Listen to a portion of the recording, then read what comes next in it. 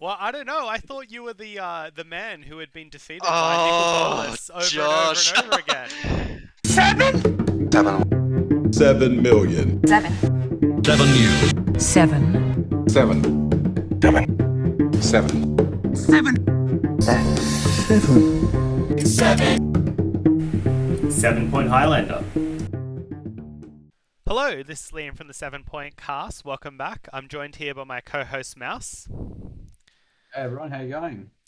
And today we'll be speaking with Will from Canberra. Will, why don't you tell us a little bit about yourself? Hi, my name is Will Mybush. I've been playing 7 Point Highlander for about 5 years. I've been playing Modern Standard for give or take 10.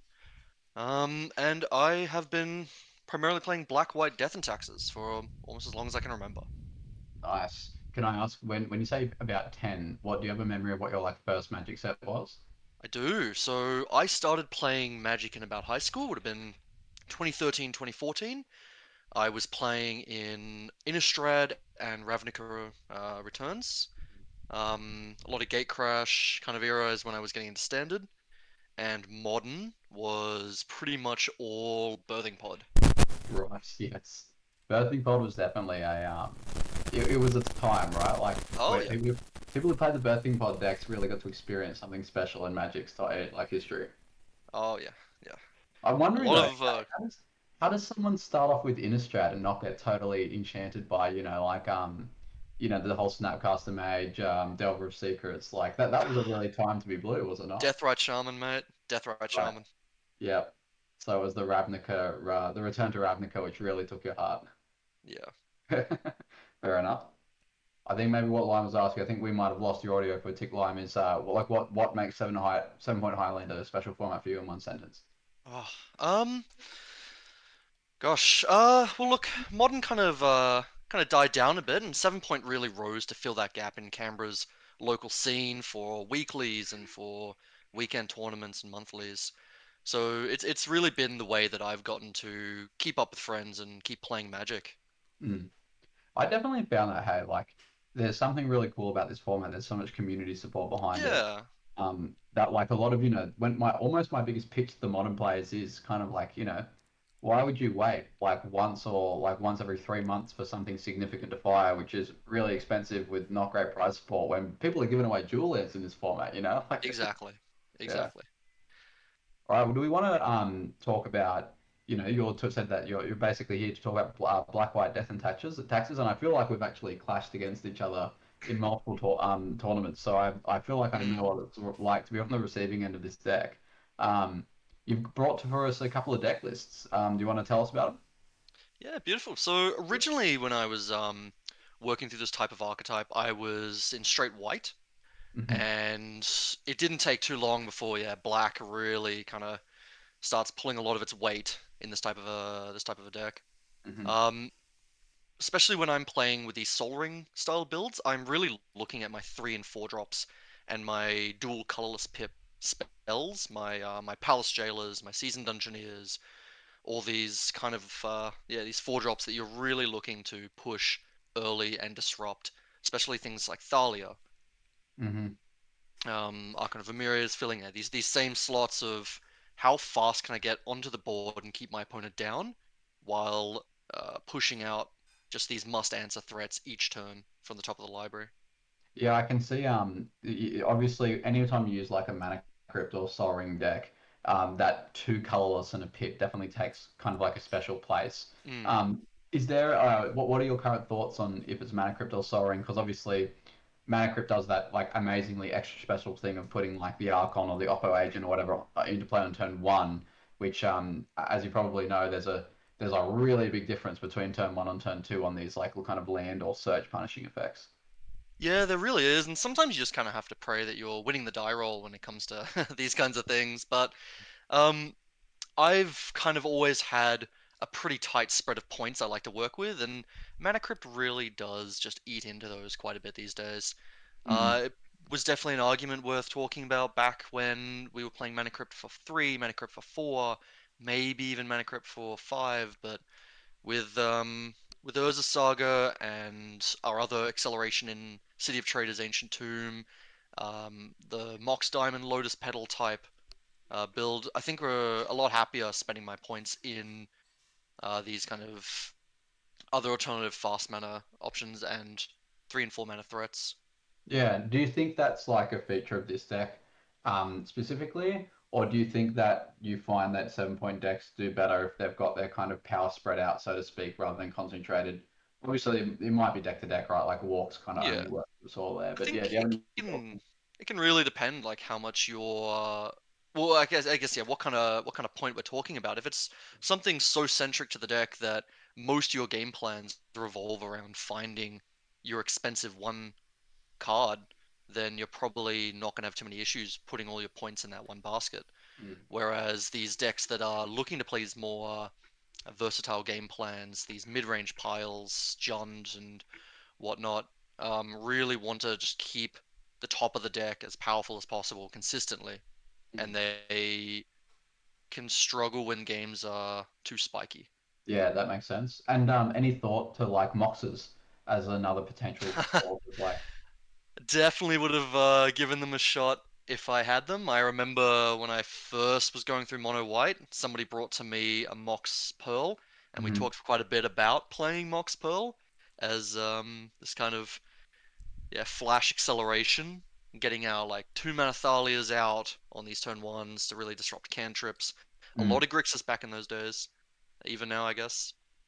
But Well, like yeah, another thing I was wondering, right, like looking at this creature suite, kind of, somewhat surprisingly, I guess, for a quote unquote kind of like aggro deck, because like, I understand this deck is mid-rangey, but it is I would imagine it takes on the aggressive posture in a lot of matchups.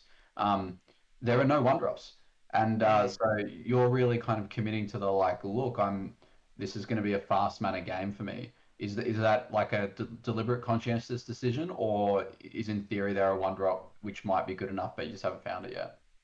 yeah, I've definitely gone through a few builds where we were looking at like running between your 3 and 6 dorks in your green slot to help with that acceleration, and then looking obviously at a lot of the MH3 one drops in white that have just been taken over the format pretty recently. Hmm.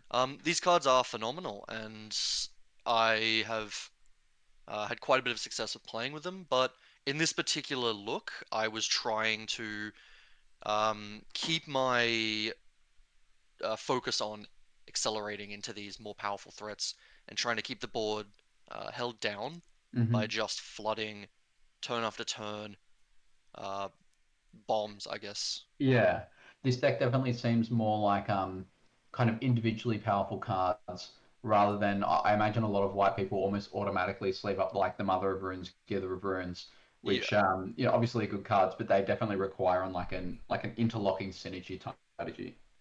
yeah. I think these cards really tend to shine when you're pairing them with red into things like Naya and into things just like Boros, where you can really focus on your cheap creature suite and you can really, kind of showcase the one drops in your Mother of Runes, your Ocelot Prides, your Guide of Souls, your Givers. Hmm. Well, looking at Um, one of the creatures here, Ketchumos doesn't exactly strike me as a card that's powerful all by itself and is a good bomb off the top of your library. Could you speak a little bit about that? yeah, so with this current iteration, we had a lot of pieces moving around, whether or not we were flickering our own cards, whether or not we were eating opponents' graveyards, whether or not we were solituding things, and Ketramos is kind of one of these threats that in the middle to late game, when your opponent's um, casting their delve cards and they're eating their own graveyard for us, or if we have just removed enough things throughout the course of the game, 4/4 Menace lifelink is not a very easy target to take down, Mm. and it can really just keep keep you alive through those middling turns against these more aggressive red-white aggro decks. Yeah, it's funny how there's always these like this like game theory of the aggro decks like are there to outpace the control decks, and then Yeah, every other like iteration is just trying to be just like a little bit slower, grindier to outpace them. So out of interest, like where do you see a deck like this in terms of oh look, I'm just out grinding this type of deck, but maybe I'm sacrificing some equity against, like, yeah, do you kind of get what I mean? Like, where does this deck sit in the kind of like aggro to mid range spectrum?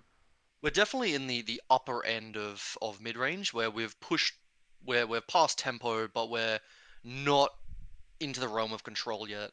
Hmm. Um, we're just trying to just one for one, or what? Sorry, two for one our cards, and try and really keep the board under control while continuously applying pressure.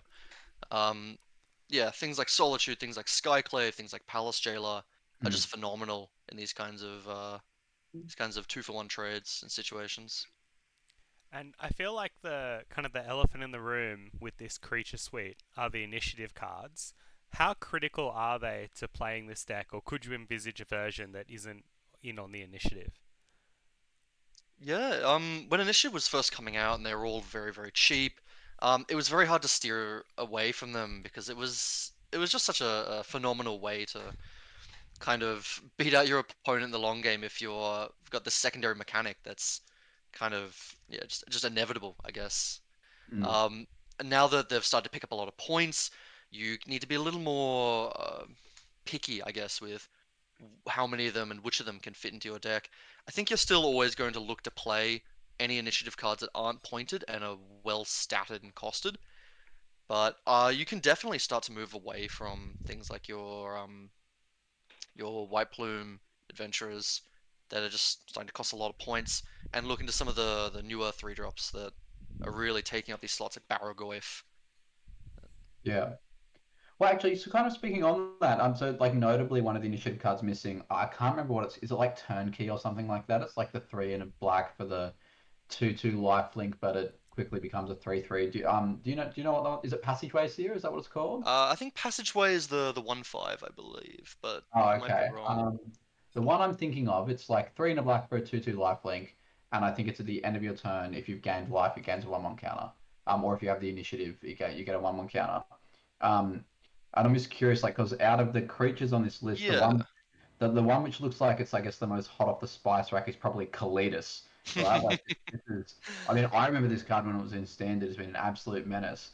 Um, how do you justify, like, I guess, yeah, kind of a Yeah. bit of a more of a niche card like this over something a bit more stocked, like just another initiative dude? Yeah, so yeah, your Passageway Seer, your three in a black 2/2 lifelink, as you said, grows every turn when you've gained life. I've Mhm. got it here in front of me. Definitely can fill into these slots. The Cletus was more of a expectation to see a little bit of Jund in my given week, and I wanted to give him a try over, for example, the Wandering Emperor can also take the slot very easily Mhm. as just a two pip card that really wants to abuse Soul Ring and really wants to abuse Soul Lands. Yeah, okay. So a lot of this is like meta calls, right? Like, Yeah. am I expecting creatures which bring themselves back, or am I expecting like the need for that instant speed interaction? Or if you're not expecting that more combo, I suppose then the just aggressive initiative dude might be the way. Mm. I suppose oh, sorry, you go on. No, no, you're good. You're good. I was gonna say the other kind of like conspicuous thing about this list, right, is that like it looks black white, but you've got Grist, right? This singleton green card up here. Mm. Um, and it's funny, right? I think a lot of people would like expect like the thumpy creatures would be like the green ones, right? So how is Grist the only card in green good enough to get a shoe in? So this comes from something that God knows who pulled it out of the ether and is now just rampant. Worldly Tutor is doing the rounds in these Mm, Black X decks because of Metamorphosis Fanatic, mm, and Grist is just kind of falling into the same pile where while you're in green and while you're in creature tutoring, it's a very easy card to pick up and it's very versatile. yeah.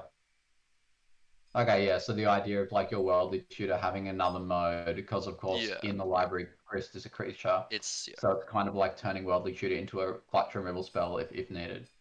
Yeah, it's also the case of when originally playing Black White, I turned to Mardu for quite a while because just the nature of 7 Point Highlander, while you're playing a 7 point list and you're on these dual lands and fetch lands, you find it's a lot easier to play these three color mana bases Mm, than sometimes it is to play two color mana bases because you can't double up on your shocks and your duels, so you end up finding it very easy just to slot in extra colors. Yeah, it's weird. I think honestly that it is a funny thing, hey, how sometimes the three color mana base is more stable than the two. And to me, it's really Exactly. about the fetch lands, right? It's that you have Yeah. um more fetch That lands. core. Mm, mm. Yeah, And finding that that core though. oh, sorry, you go. Like the trio of duels that find themselves in that wedge, and now Yeah, you've got the absolutely. surveil lands as well to really like fill in any gaps. The only other cards which I think might be conspicuously missing, at least to my eye, and I'm just interested to hear your thoughts on them, is it's one of those invitational cards. It's Elite Spellbinder, the 3/1 flying, which looks at their hand and takes something. Yeah. Yeah, can you tell me about because I know you've played that against me in the past to great effect, and I'm wondering. I'm glad not to see it, but I'm wondering why.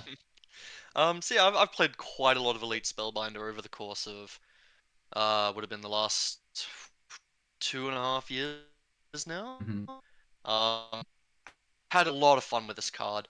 When I had more deck slots, it was definitely something I was looking at, but it's kind of the case of more cards have actually just come out since then. Like we've gotten our Overlord of the Baelmerks, our Hmm. Emperor of Bones, our White Orchid Phantoms, and yeah, Barrogoyfs even. Like these cards are really fighting each other for these slots, and there's just not enough to fit everybody. I used to be on a like a 16 to 17 creature space, and that's when I had room for things like Sentinel and Mother of Runes and Bowmasters and Stoneforge. Yeah. And even when increasing that up to a 21 creature slot, I'm just not finding room for these cards when they're up against uh, the cards on the screen at the moment. Maybe Kalidas doesn't need to be here, and Graveyard Trespass is also a bit of a specific call. But yeah, these elite spellbinders just aren't quite holding up at the moment. And is it just a matter of like that they're not appropriately statted, or is it just that the interaction is too temporary, like the games are simply grinding longer? Like what's the specific Yeah, failing? yeah, exactly as you said, the latter. Right. Um, no card you can really take from their hand is never gonna show itself on the board eventually. It's all gonna like come up. So it's a very temporary hand attack, and it can slow down or pin combo decks long enough for you to take wins. But I mean, games can get pretty grindy, Yeah, and okay. when you're putting cards away for the time being, it's not always where you want to be putting your mana. So does that mean that cards like the Spellbinder or like Thalia Guardian of Thraben, for example, that you think maybe these cards would be better placed in like a more aggressively tuned version of the deck? But if you're going to be playing this more mid-rangey plan, then you need to let go of these like temporary fixes for more permanent ones. Yeah, yeah. When you're looking to stack in your Ajani's and all your MH3 one drops, I would really be looking at some of these more aggressively positioned tax pieces. And Hmm. 3/1 flying is nothing to scoff at. Like that chips away at life pretty quickly. Mm. But yeah, you can struggle to have a game pace itself in a way where these cards are something that I'm comfortable with playing. Yeah, fair enough. I guess one other last one I was wondering about is grief, like the other Mm. pitch elemental, which is interesting because I feel like lots of people don't play grief, and I'm not. This isn't like the type of deck which I'm quote unquote like good at building or whatever. And I'm just wondering what you would say as to why it doesn't make the cut. Um, this is probably just something I think I might not have explored enough. Is more of this, yeah, this pitch elemental graveyard side of it, and I'm getting more into it with this kind of a pile, especially being introduced to Metamorphosis Fanatic. Mm, But originally, yeah, I was really iffy on these cards that were looking to 2-for-1 me. Um, these evoke and these pitch elementals that I didn't really have any way to interact with after.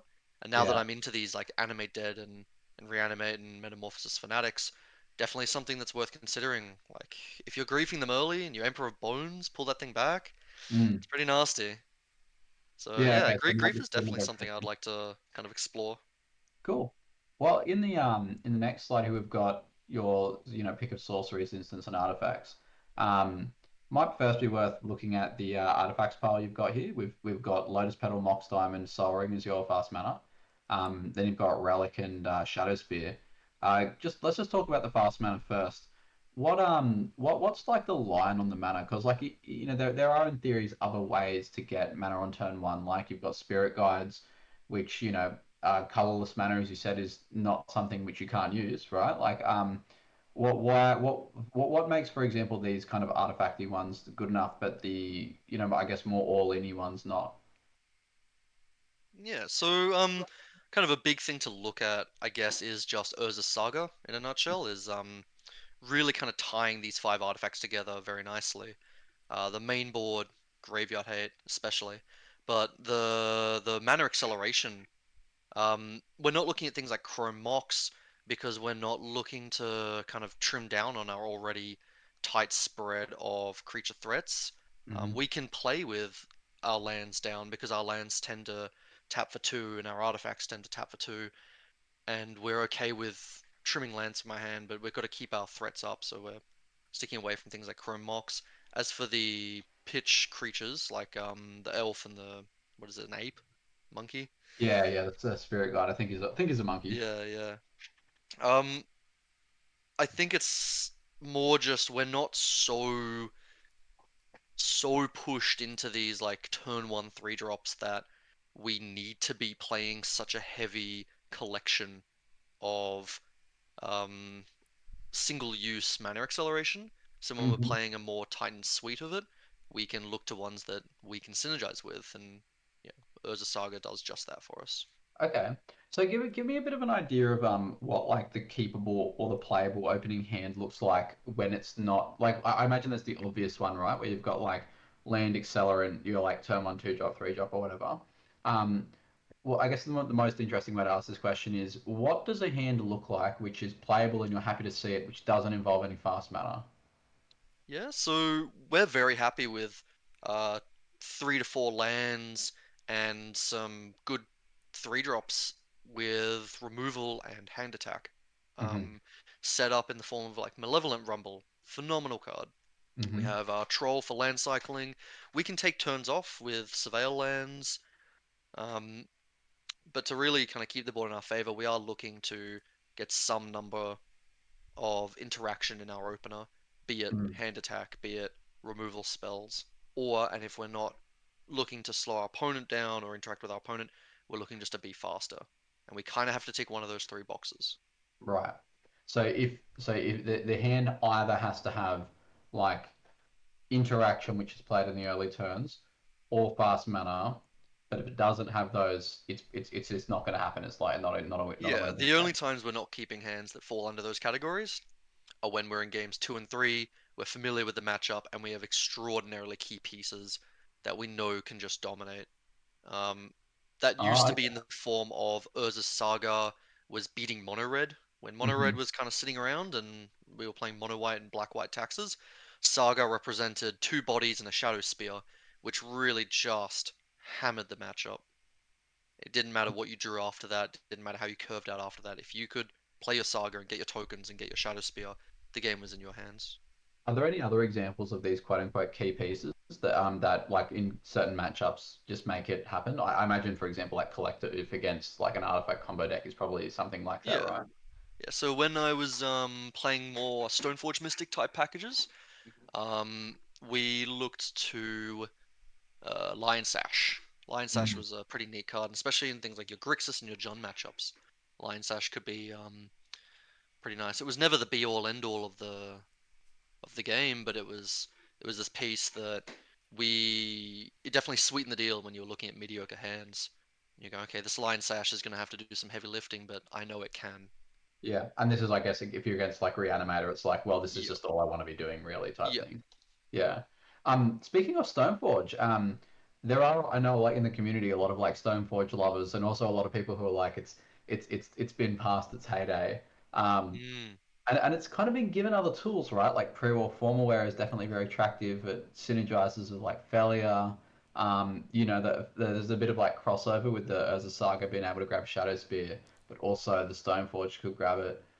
Do you have any like thoughts about is Stoneforge dead? Is it just waiting for the right kind of deck? Like, where do you think it's at the moment? I can't really call on how it's doing, but I can definitely tell you how I feel about it. I have felt pretty lackluster on Stoneforge. Um, it's not a problem with the equipment you're grabbing. Pre-war formalware is still just a phenomenal card.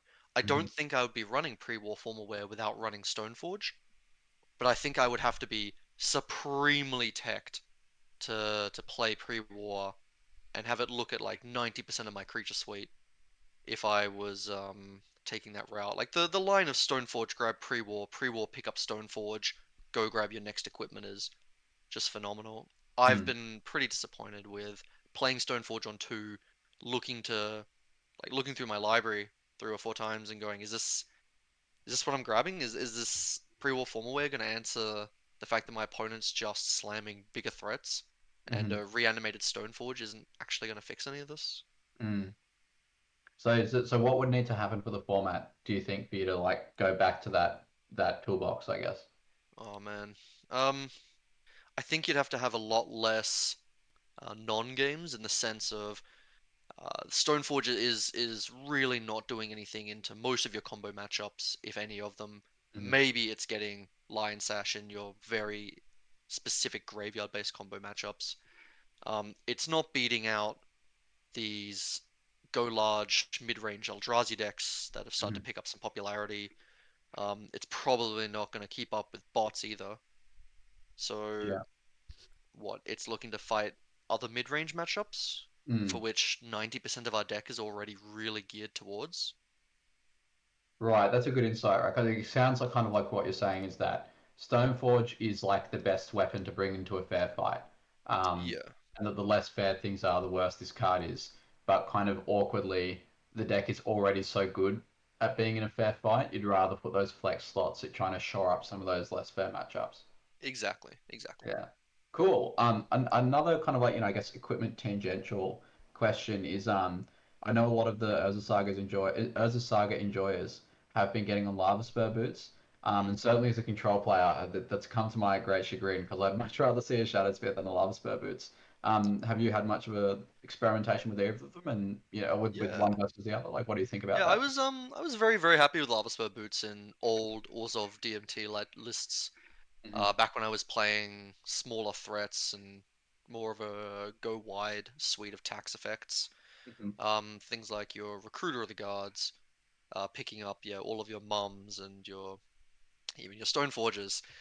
Um, but Lava Spur Boots has definitely fallen off my radar in terms of my Urza Saga is really, really staring at my Sol Ring, and if my Sol Ring's not there or not needed, Hmm. then it's probably because this board has gotten pretty substantial. Like if Sol Ring's not available, it got milled, it's already been countered, XYZ. I've got other acceleration in Mox Diamond and Lotus Petal.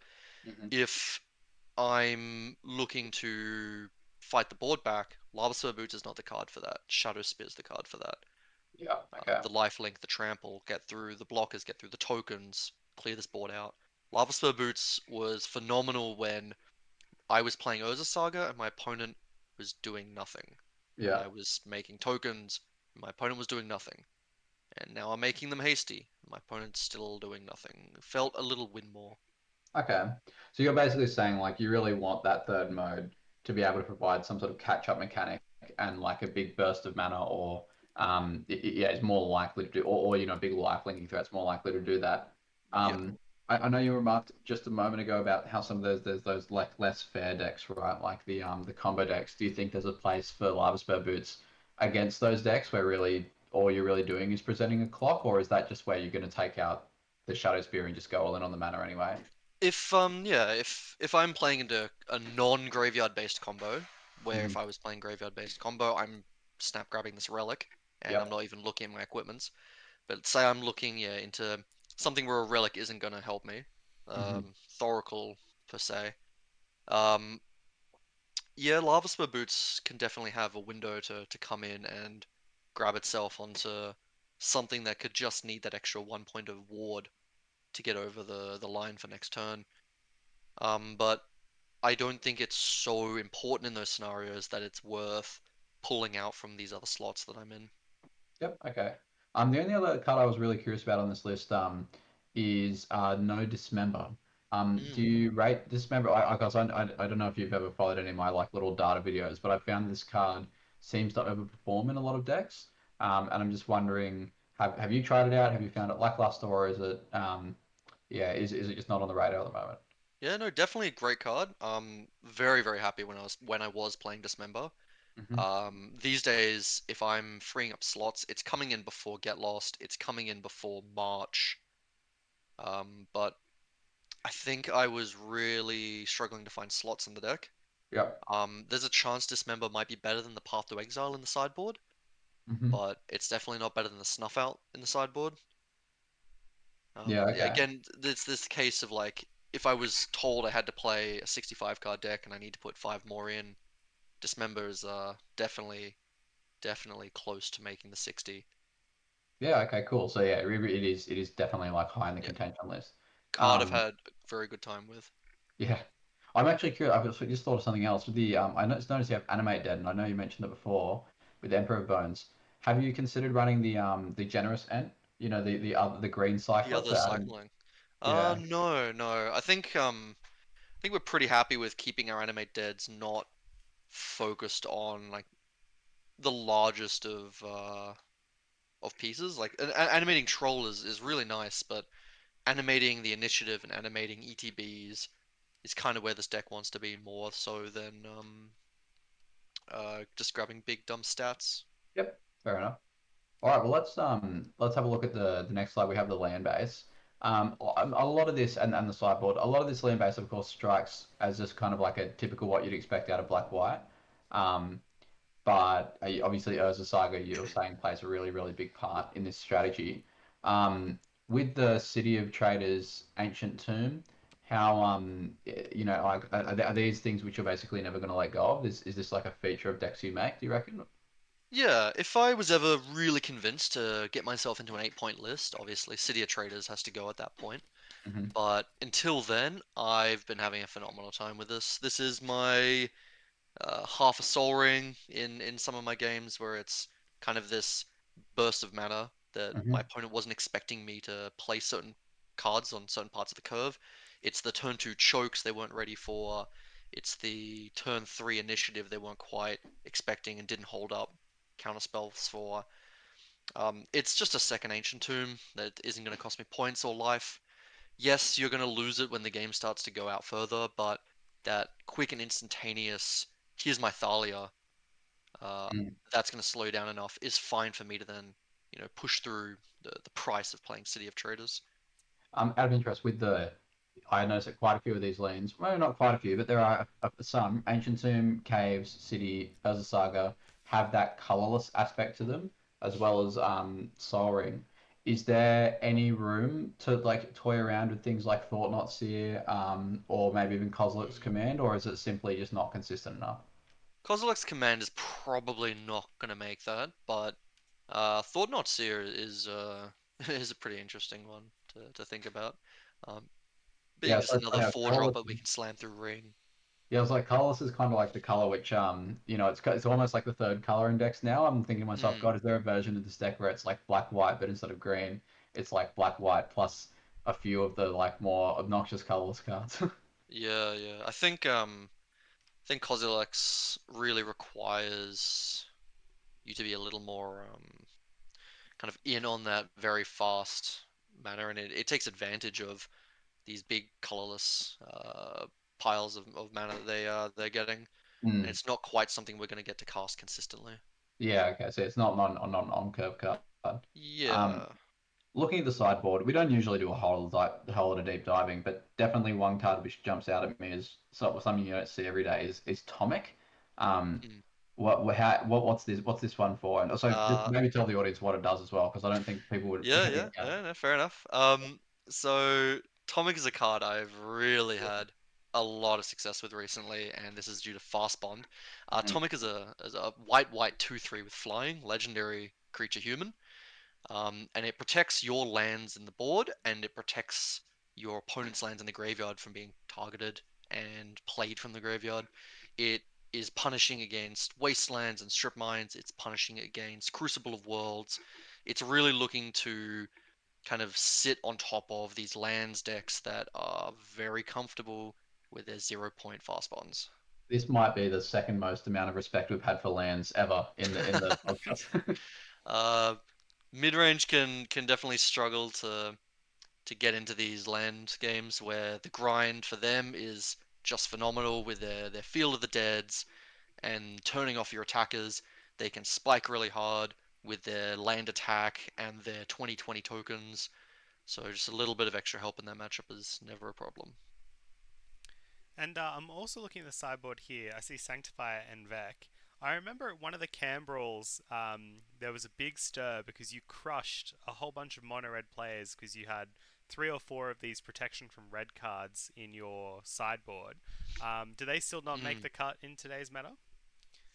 Look, these days I'm not playing Core Firewalkers and Borutan Forge Tenders in my sideboard, but yeah, it was a pretty phenomenal mono red matchup back then. I was looking to side in about 10 cards, and I don't think that matchup was remotely losable. If the protection guys can really swing a matchup, like the way you're describing, is in this kind of, I guess, there's so much black running around nowadays. Is there any room for like kind of some of the classics like Mirror and Crusader? Which I don't know, for those who don't know, it's like one white white for a 2/2 double strike protection from black and green. um, or is it this is a bit of a pipe dream? Yeah, I mean, if I was playing Mirror Crusader, I would be quite encouraged to get back on the Stoneforge plan Mhm. and really strap some swords to that bad boy. But yeah, I think protection spells protection creatures are just not where they used to be, and Sanctifier and Vec even here is not quite in place for its protection as much as it's in place for its extra utility of graveyard hate. Mm. Yeah, makes sense. All right, well that kind of wraps up the first the first deck, which is the Abzan deck. But you also have played a fair bit of mono white in your time, and maybe we won't go through this one with quite so much granularity.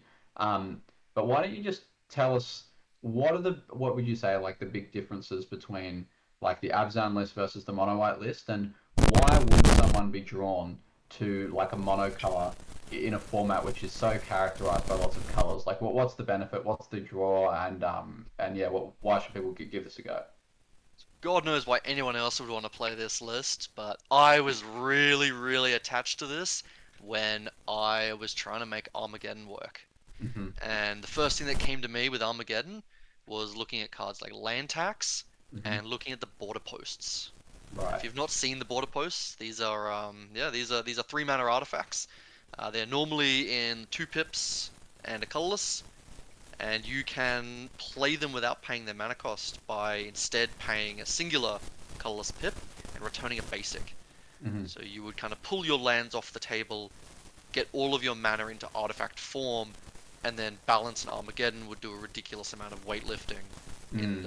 in the matchups where they resolved. I know there are some other kind of well-known balance and Armageddon synergies. Like, is I imagine this deck runs Flagstones of Troycare. Yeah, yeah, it definitely was it on the time. Do you run Um, any of the taps indestructible lands, even if they're more than one color? no, no, I was never playing the artifact indestructible lands. The reason I kind of moved away from this was you were getting a lot of stray hate from the bots matchups everyone was sideboarding for. Stony Uh, Silence was really just putting a knife into your side and turning off your equipments and your fast mana. And if it started turning off artifact lands as well, you were gonna suffer a little more. Yeah, that makes sense. Like if you turned yourself off a land and invested in like a Mox Opal and a Border Post, then Collect Oup's really got a sting. Or I Yeah, imagine Brotherhood's End as well. It's like if only the Border Post cost 4 or something. yeah, yeah, yeah. Yeah, It so that's a was good point. So the reason to be here is for those basic synergies like the land tax, the border posts, and that mass land denial, that kind of winning all in one. Whereas like otherwise the colors are just too attractive for the better diversity of threats. Yeah, back with this kind of list, we were really looking to keep our basic count high to steer around the kind of mood effects that Gruul, Stompy, and um, what was the other pile?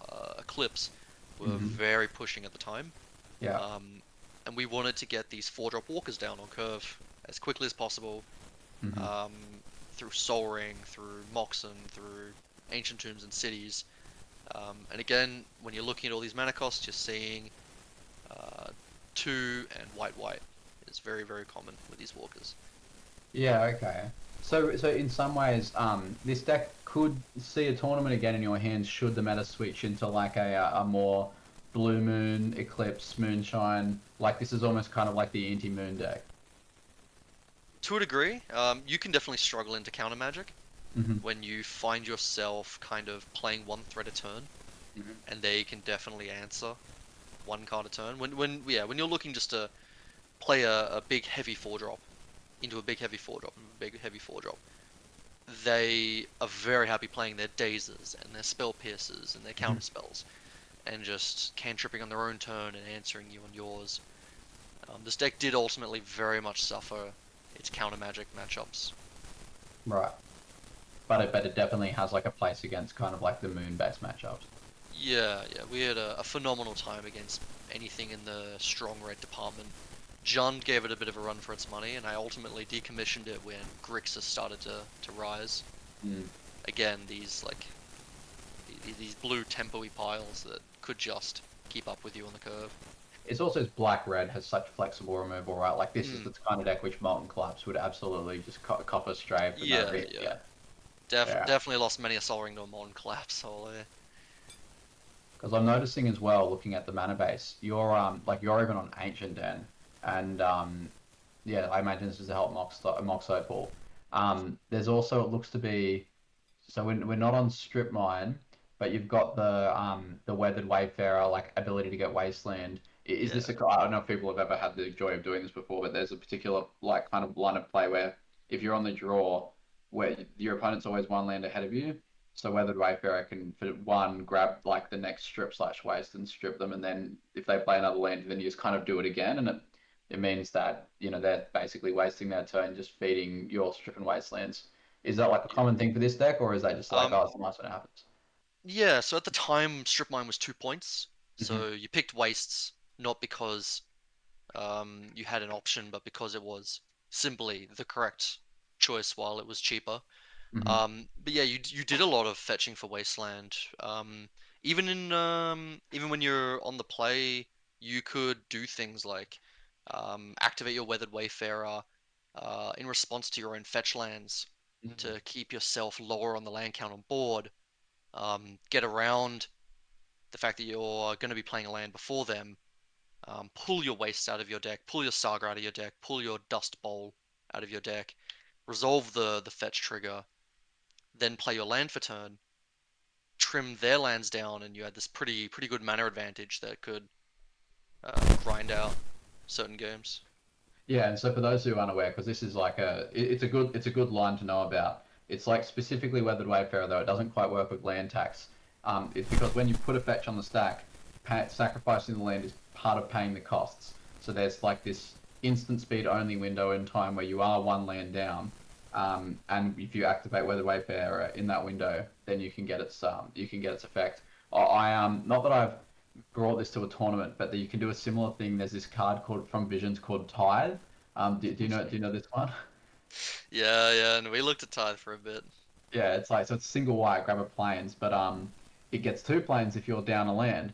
And I do think like obviously as a control player, a card like this, I'm like, you know what, like single white, draw two lands. I'm okay for land drops. Like that's yeah, it's an interesting like kind of like I guess one of those little micro synergies which you only get to really experience in 7 Point, which is fun when it happens for sure.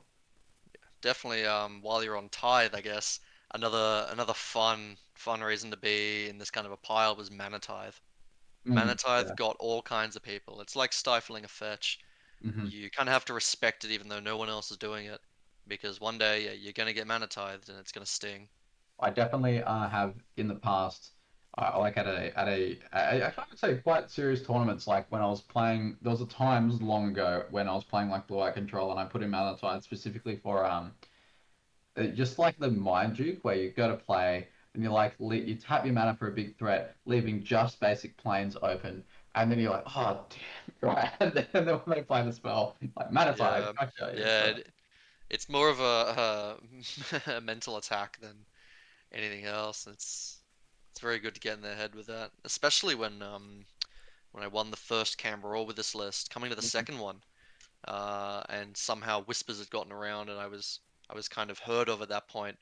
And when I sit across from an opponent, oh, you're the mono white guy. Oh Yeah, God, okay, they know what I'm playing.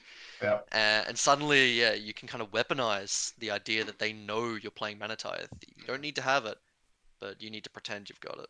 yeah. It's the psychic damage of like I just can't lose to white ball spike. Yes, Um, yes. do you have played with well, what's the other one? I think it's Reprieve. It's like the white remand. Yeah, yeah. Reprieve was God, Reprieve had almost just kind of come out when we were doing this one. Trying to think back to when it was. I think Reprieve had been out for maybe a month or two come this list inception. Reprieve was definitely on our watch list Hmm. for making its way into this deck, and probably would have if it didn't get decommissioned for a black variant, which then became a Mardu variant. Yeah, because to be honest, in a deck like this, I think I probably would do Reprieve just because like well for a start there are some turn 1 2 mana options, and reprieving that dude and then following up with a 3 or 4 drop seems really good. But also when you got such high impact spells like balance, kind of reprieving your own balance if it gets countered to just go again next time seems like Mm. it could have some play in there. Yeah, between miracle spells and delve spells, balance, sorry, Reprieve, yeah. reprieve can really kind of catch out certain certain lines and throw people off tempo. Well, the last thing which I wanted to ask you, mate, because I'm famously bad at evaluating how good these new cards are in aggro.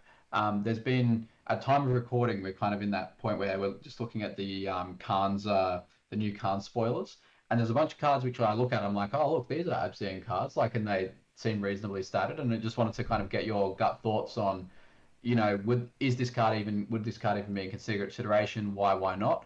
And hopefully that might give myself and other listeners a bit of an idea of to what they should be looking for in new cards in the mid range slash aggro space. Um, Yeah, definitely. Especially with new set coming out soon, the more Tarkir sets, and they have a strong focus on these three color wedges, and yeah, Abzan being one of them, gives us a lot of these like 3 pip and 4 pip cards that slot straight into our colors. and we also try as best as we can to like not necessarily like make these podcasts strong in chronology, but I am gonna like it that there will be enough of a time delay that we'll get to see if any of your predictions turn out to be correct. So the stakes are Oh high.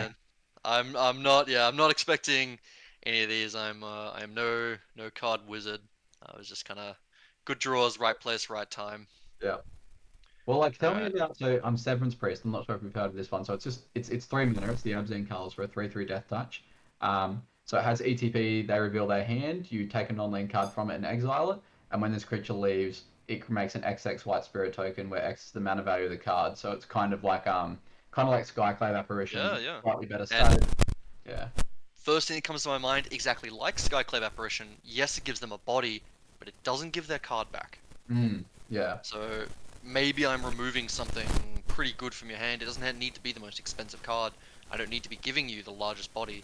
But if I'm removing, say, removal spells, if you remember a card called Tide Scholar, Right, hello, Tide Scholar. Hollow Yeah. Scholar, that's the one. Yeah, he would come in, he'd eat up removal spells and other bits and bobs in their hand. If he got removed, he was giving it back, Mm. and they would be removing other things. It kind of could slow them down or redirect their removal, but it didn't stop them. Mm. This I'm trading. So when I'm taking removal out of your hand, even if you're getting rid of this, you're not reimbursing yourself Yeah. with more removal.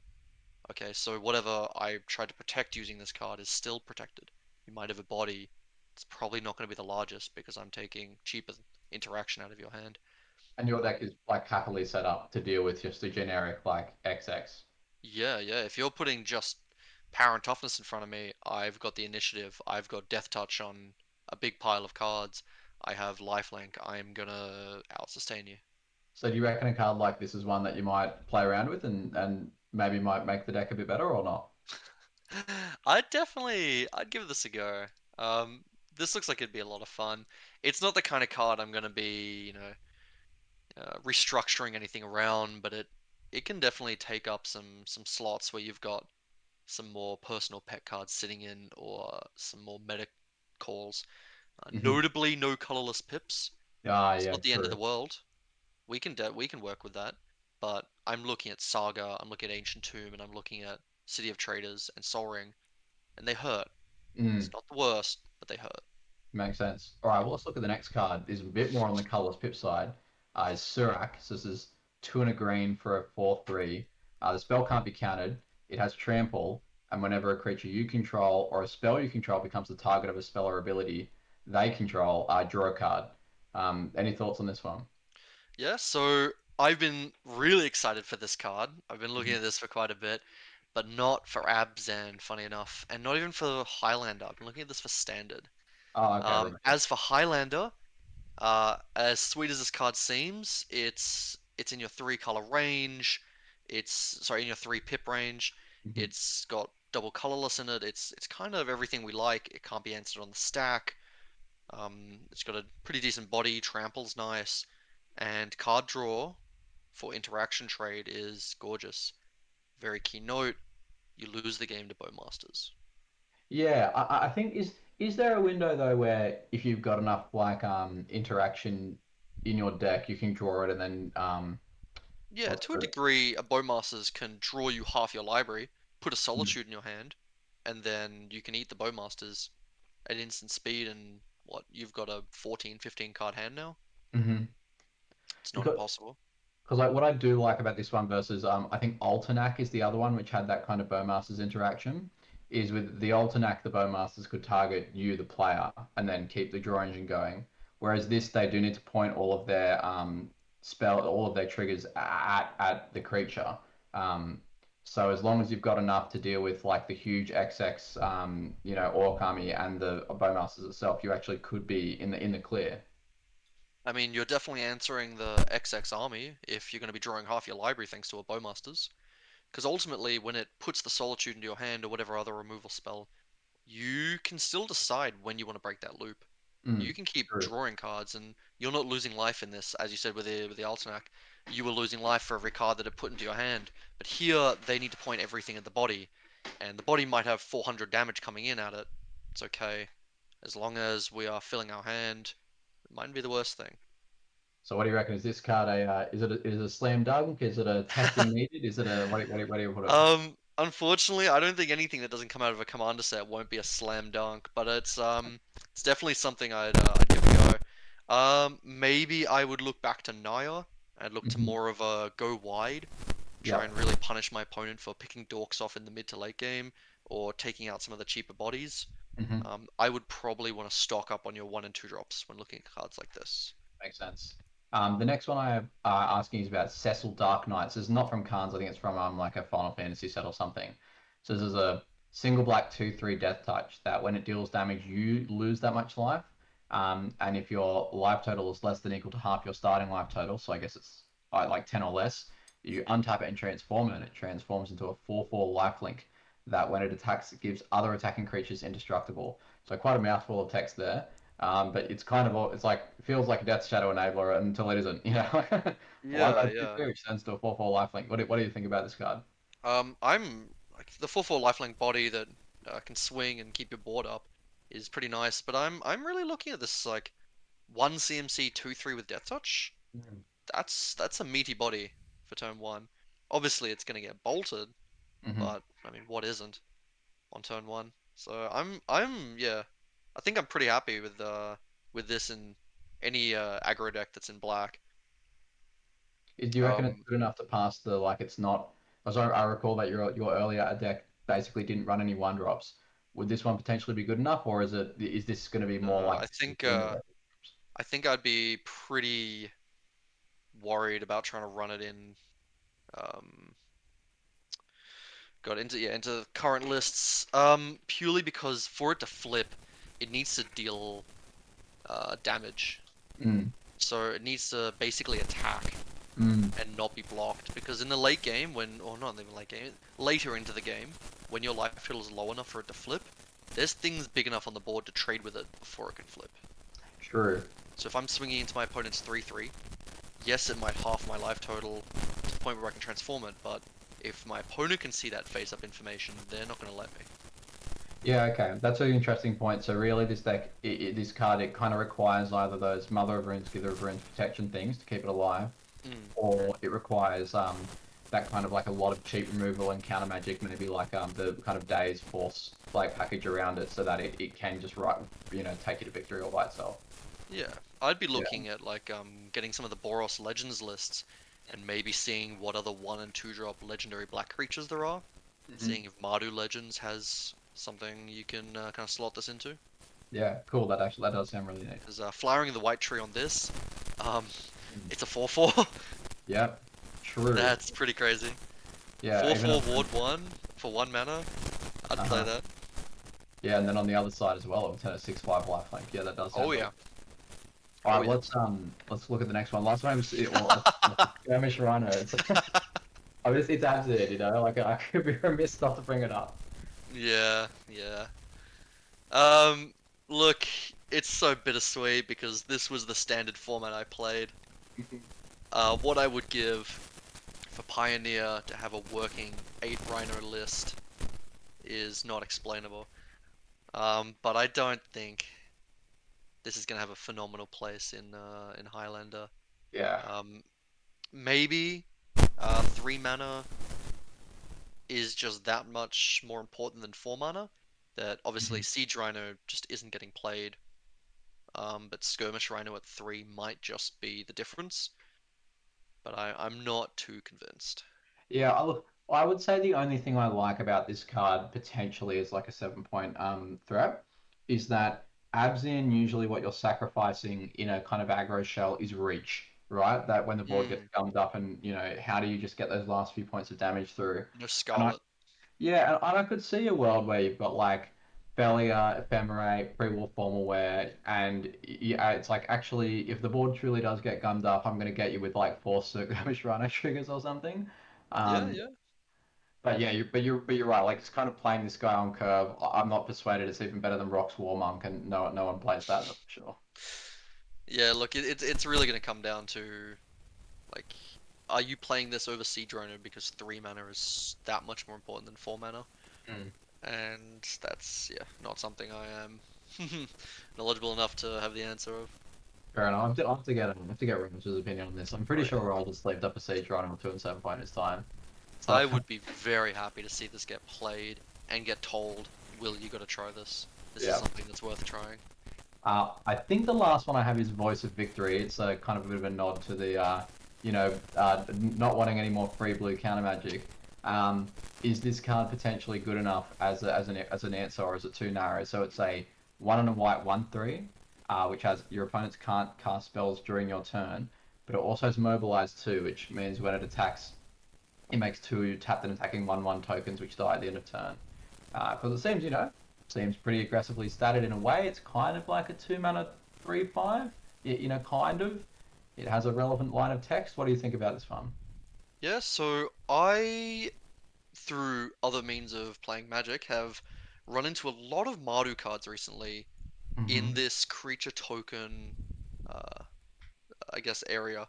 I've even played into a Mardu tokens list, which I lost against, and they were playing these Bitter Blossom, um, Goblin Bombardment, Biles. There is a card from Fallout that is what 1 in Mardu for a 4/4, and whenever you attack, you can sacrifice a creature and do 2 out of 3 of these following really good effects. Um, I think this Mardu tokens list is definitely not out of the realm of possibility, and Mobilize has been printed on some pretty decent cards from this next set. Looking at both the Zergos, who make quite a few bodies themselves. Yeah, I think this could definitely find a place there if that deck becomes a fringe pile that can beat on other mid-range decks. Of course, I don't quite think it's going to get itself into these very aggressive Boros decks that we have. Um, I think if it was legendary, we've got a different conversation. Mm-hmm. But while it's just a 1/3 for 2 that wants to swing and make up extra bodies, um, I think all it's really affording you is maybe a go wide Grand Abolisher. Yeah. Okay. Makes sense. So yeah, like the deck would really want to be making use of the tokens to Yeah. play this. All right. Well, I think is there one more? Oh, there's one There's more. one more What cut. is There's one more. this? The Great Arishan City. This is a land Okay. tapped unless you control a forest or a plains. Adds black. One and a black tap. Exile a creature from your graveyard. Make a 1/1 spirit token. Doesn't fly unfortunately, but does make a token. What do you think about this one? It's just like another grind engine. I think this is the first time I've seen white spirit that doesn't fly. I've seen Hmm. colorless spirit that doesn't fly. But straight black lands can be pretty tough in your 3-color piles that aren't Mhm. basics. Big upside for basics is the initiative finds them. Right. So this is going to be, in some games, it's going to be the tap land that can't play Thoughtseize on turn 1. Mm. And in other games, it's going to be the turn 2 land that doesn't give you the correct dual colors. Mm-hmm. But eating creatures from your graveyard specifically means it's not really going to work as graveyard hate either, unless you're trying to beat specifically reanimates. Mm-hmm.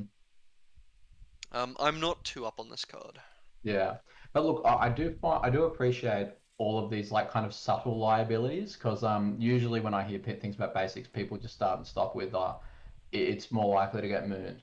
Um, but you're right that there are lots of other little things, like that. Oh, do you want your black land to be tapped on turn one if you're playing hand attack? If you're playing like soaring double white, that's a problem. So yeah, the subtle liabilities I think are really interesting to know about. Yeah, yeah. Yeah. All right. Um, Well, I'm pretty sure that's all of them. Am I right there? No, that's all of them. All right, there you go. Well, look, Will, thanks so much for joining us. Lime, do you have any, Lime usually has a few questions to fire off towards the end of the episode. Yeah. So I'd like to wrap up with a couple of rapid fire questions. So just try and answer them as quickly as possible. Don't put too much thought in them. The first one is mental misstep, 0 or 1 points. it's gotta be 1. I like to play it. I don't like to verse it. It's everyone's opinion. Good man. I'm okay with it at 1. Elvish Mystic or Llanowar Elves? Llanowar Elves, 10th edition. What is your least favorite Elder Dragon? Oh, like the original cycle? Let me modify the question. Chromium. Name one Elder Dragon. Chromium. Well, I don't know. I thought you were the man who had been defeated by Oh, Nicol Bolas over and over Josh. and over again. Joshua. Alright.